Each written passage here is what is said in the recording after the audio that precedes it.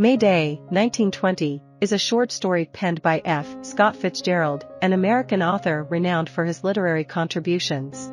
The story draws inspiration from the May Day riots of 1919, which erupted in violence during a protest march in Cleveland, Ohio.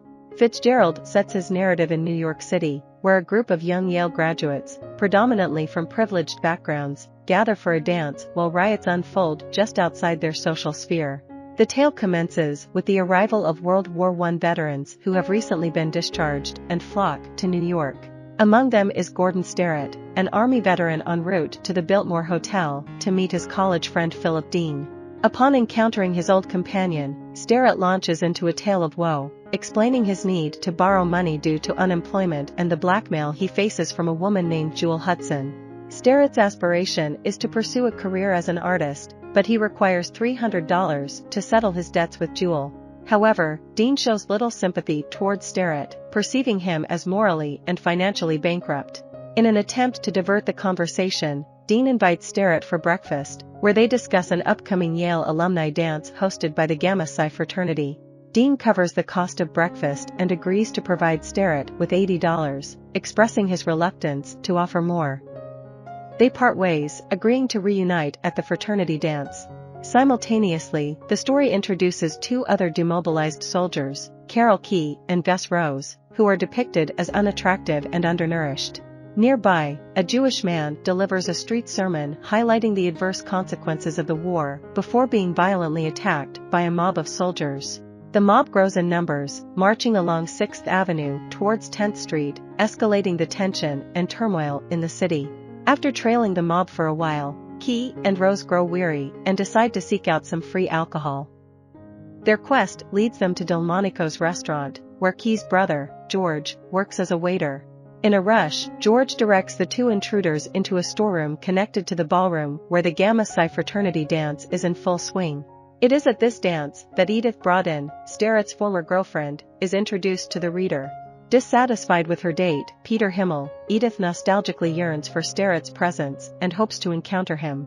However, when she eventually spots Sterrett's arrival, she is appalled by his disheveled appearance. Meanwhile, Himmel, sensing Edith's disinterest in him, joins Key and Rose in getting intoxicated after crashing the party. Bored with Himmel and repulsed by Sterrett, Edith leaves the gathering to meet her brother, Henry, at the newspaper office where he serves as a reporter. Jewel Hudson, the woman who had been blackmailing Sterrett, arrives at the dance in search of him. Sterrett apologizes for his failure to acquire the $300 she demanded, but Jewel dismisses its significance, and the two depart together. At the newspaper office, Henry and his colleague Bartholomew elucidate to Edith the escalating violence unfolding on the streets. The soldiers, comprising the mob, driven by animosity towards war protesters and socialists, exhibit a lack of clarity regarding their own desires, dislikes, and preferences. Before long, the mob, now including Key, descends upon the newspaper office, menacing the reporters and branding them as traitors. Amidst the ensuing chaos, Key is thrown out of a window and tragically loses his life, while Henry sustains a broken leg.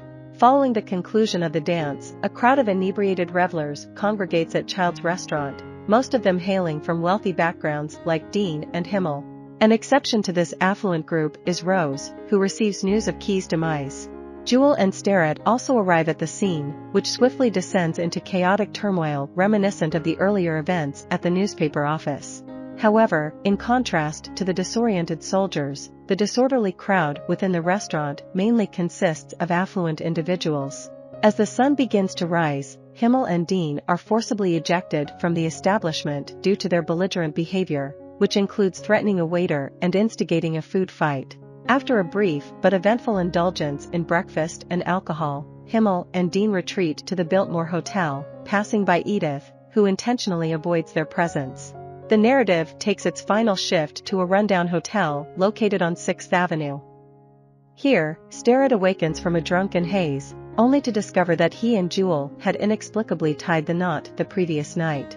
Leaving the hotel, Sterrett acquires a firearm and returns to his rented room on East Street.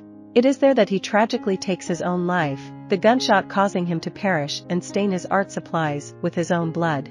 Fitzgerald intended May Day to encapsulate the general sense of hysteria that marked the beginning of the Jazz Age. I hope you enjoyed this video. Leave a like if you did and be sure to subscribe. Thank you.